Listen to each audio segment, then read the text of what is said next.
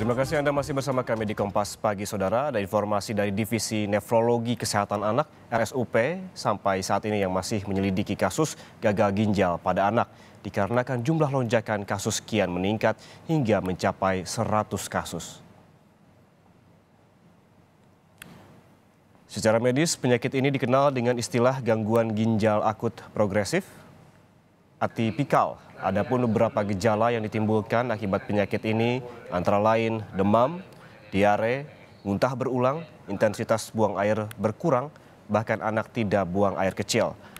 Kasus penyakit gagal ginjal ini harus diwaspadai karena dapat menyebabkan penurunan fungsi ginjal secara tiba-tiba. Penyakit ini berkembang dengan cepat dan mendadak sehingga ini disebutkan jika sudah terdeteksi beberapa gejala pada anak, maka harus segera dibawa ke rumah sakit terdekat untuk mendapatkan pertolongan. Lebih dari 100 kasus penyakit gagal ginjal akut terjadi pada anak.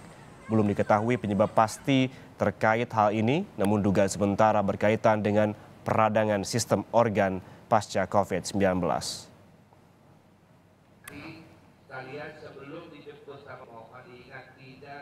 Indonesia sedang mengalami lonjakan kasus gagal ginjal pada anak dalam 2 bulan terakhir ini. Ikatan Dokter Anak Indonesia melaporkan sudah lebih dari 100 anak mengalami gagal ginjal akut secara tiba-tiba.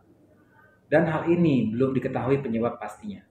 Dugaan sementara, hal ini berkaitan dengan peradangan sistem organ pasca COVID-19 atau yang kita kenal sebagai MISC, yaitu Multisystem Inflammatory Syndrome in Children.